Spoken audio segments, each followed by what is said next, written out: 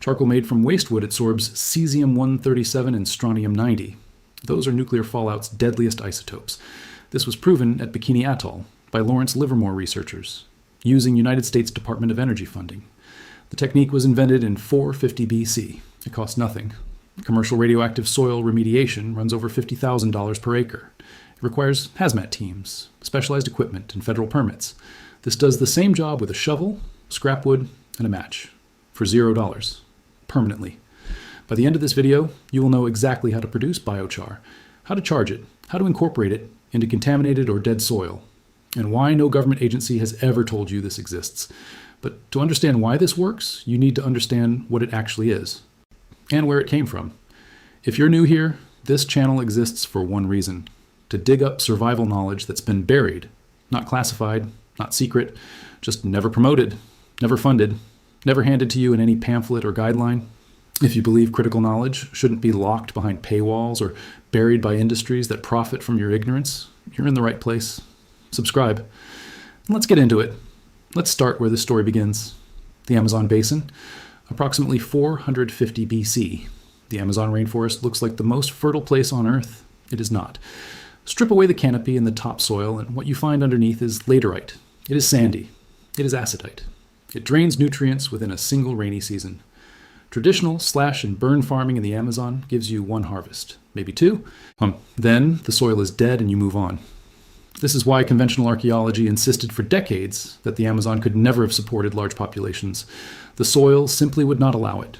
But in 1968, a researcher named Lillian Hilbert began documenting something that did not fit the model. Scattered across the Amazon basin, she found patches of deep, black, impossibly fertile soil. The locals called it Terra Preta, black earth. These patches averaged about 1.4 hectares in size. Some extended to depths of 2 meters. They were surrounded on all sides by the useless Terra comum, the ordinary nutrient-poor laterite. And yet, Terra Preta was producing abundant growth after 2,000 years. Hilbert's radiocarbon dating placed the earliest charcoal fragments in these soils at approximately 450 BC. The latest active creation period ended around 950 CE. That is 1,400 years of continuous practice. 1,400 years of someone deliberately building this soil. In 2001, Peterson and colleagues published findings confirming what Hilbert had suspected. Terra Preta was not a natural phenomenon, it was engineered. The people who lived in these regions had developed a technique now called slash and char. Instead of burning vegetation completely to ash the way slash and burn does, they smothered the fires. They cut off oxygen. They produced charcoal instead of ash. Then they mixed that charcoal into the soil along with pottery shards, fish bones, and organic waste. The difference is everything. Ash dissolves. It washes away in a single season. Charcoal does not. It persists. And it does something ash cannot do. It holds nutrients. When the Spanish explorer Francisco de Orellana traveled down the Amazon in 1542, he reported dense populations lining the riverbanks, cities, agriculture, organized societies. Later Europeans found nothing. The populations had been destroyed by disease brought by contact, and with them, the knowledge of Terra Preta was nearly lost. Researcher William I. Woods estimated that these civilizations converted approximately 10% of the terra comum in their regions into Terra Preta. They were not just farming, they were building soil, permanently. And here is what makes this story extraordinary.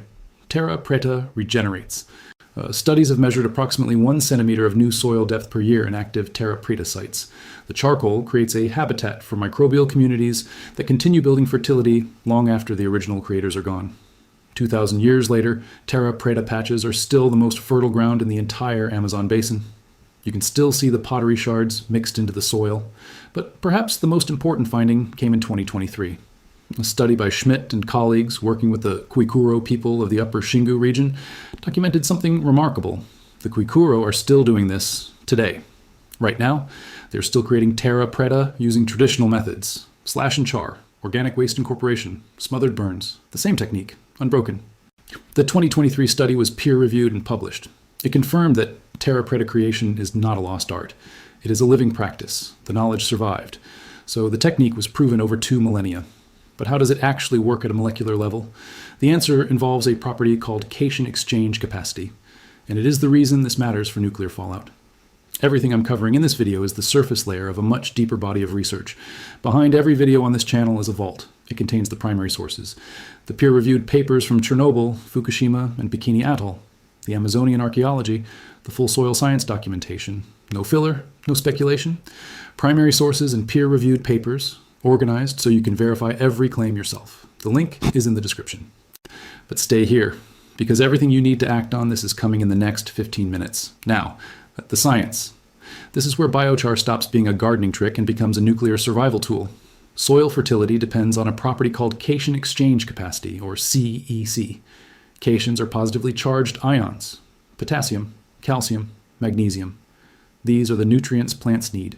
CEC measures how well your soil can hold onto those nutrients, instead of letting them wash away with rain. Sandy soil has low CEC. Clay has moderate CEC. Biochar has extraordinary CEC. Studies in Brazilian oxysols documented biochar increasing CEC from 19 centimoles of charge per kilogram to 40 centimoles of charge per kilogram. That is more than doubling the soil's ability to hold nutrients with a single application, one time. The reason is surface area. A single gram of high-quality biochar has an internal surface area exceeding 300 square meters. Some activated biochars reach 2,500 square meters per gram. To put that in terms, you can visualize 1 gram of biochar, a piece smaller than your thumbnail, has a surface area equivalent to half a football field. That surface is covered in microscopic pores. Those pores carry a negative electrical charge, and they attract and hold positively charged nutrient ions the way a magnet holds iron filings. Now here is where this changes from gardening to survival.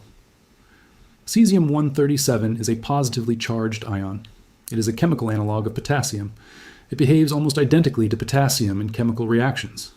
It has the same charge, the same ionic radius, the same affinity for the same binding sites. Strontium-90 is a positively charged ion. It is a chemical analog of calcium, same charge, similar ionic radius, same binding behavior. The biochar does not know the difference. It grabs cesium the same way it grabs potassium. It holds strontium the same way it holds calcium, and that changes everything. At Bikini Atoll, where the United States conducted nuclear weapons tests from 1946 through 1958, Lawrence Livermore National Laboratory researchers tested biochar amendments in contaminated coral soils. The native coral soil had a distribution coefficient called KD of below 10 for cesium. That means the soil barely held cesium at all. It was mobile, it moved into groundwater, it moved into plants, it entered the food chain. Biochar amended soil achieved KD values exceeding 100. The cesium was immobilized, locked in place, removed from the biological pathway. In 2014, Kimura and colleagues published research from the Fukushima exclusion zone demonstrating greater than 80% removal of cesium-137 from contaminated soil using biochar. 80% from nuclear contaminated soil using charcoal. In 2018, Zhang and colleagues demonstrated 47% or greater removal of strontium-90. When they activated the biochar with potassium hydroxide, adsorption capacity reached 62.7 milligrams per gram for cesium and 43 milligrams per gram for strontium. These are not fringe studies. These were published in peer-reviewed journals, funded by government research grants, conducted by scientists at national laboratories and major universities. The science is not in question. The results have been replicated across 3 separate nuclear contamination sites: Bikini Atoll, Fukushima, Chernobyl. 3 different countries, 3 different decades, 3 different isotope profiles. Same results. Biochar works. So government scientists proved this works at a nuclear test site using government money. Which raises an obvious question: why has no one told you? The global synthetic fertilizer industry generates hundreds of billions of dollars in annual recurring revenue. That revenue depends on one thing: reapplication. You buy fertilizer this year. You buy it again next year, and the year after that. A single acre of farmland costs between $200 and $1,000 per year in synthetic fertilizer. Over a decade, that is $2,000 to $10,000. Over a century, $20,000 to $100,000 per acre. Biochar costs $0. You make it from scrap wood. You apply it once. It lasts for centuries. Terra Preta proved that 2,000 years ago. There is no corporation that benefits from you knowing this. You cannot patent burning wood in a low-oxygen environment. You cannot create a subscription model for a product that never needs reapplication. You cannot generate quarterly revenue growth from something that is free and permanent. The entire business model of the soil amendment industry depends on your soil staying dependent. Now consider the nuclear remediation side. Commercial radioactive soil remediation costs exceed $50,000 per acre. It requires specialized contractors, hazmat certifications, federal oversight, and disposal logistics. Biochar does the same job for free with a shovel. And yet, your own government tested this at a nuclear test site they contaminated. They published the results. They never put it in a single emergency preparedness guideline. Not one FEMA pamphlet, not one civil defense protocol, not one emergency broadcast recommendation. The research exists. It is publicly available. It has simply never been promoted. In 2021, a paper published in Nature Communications challenged the anthropogenic origin of Terra Preta, suggesting it might be a natural formation. The 2023 Schmidt and Kukuro study directly rebutted this by documenting active, deliberate Terra Preta creation by indigenous people using traditional methods. The challenge was answered. But notice the pattern. The debunking attempt was published in one of the world's most prestigious journals. The rebuttal, confirming that humans made this soil, received a fraction of the attention. Nobody profits from you knowing this, and so nobody tells you. Now, the part you actually need: how to make it, how to charge it, and how to use it.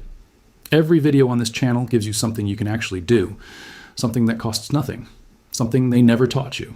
If you have not subscribed yet, this is why the button exists. And if you know someone who grows food or who worries about what might be coming, share this video. This knowledge should not depend on an algorithm to reach the people who need it.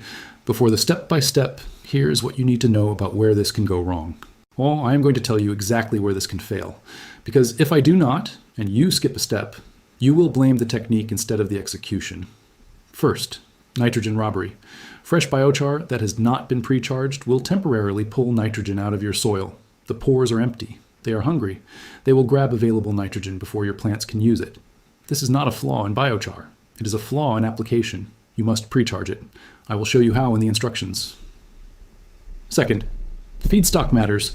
Do not use treated lumber. Do not use painted wood. Do not use pressure-treated fencing. These contain arsenic, chromium, copper, and other compounds you do not want in your soil. Use untreated scrap wood, branches, brush, crop residues, or hardwood. Third, temperature sensitivity. Biochar produced below 400 degrees Celsius contains phytotoxic compounds that can harm plants. You need to reach the 400 to 700 degrees Celsius range.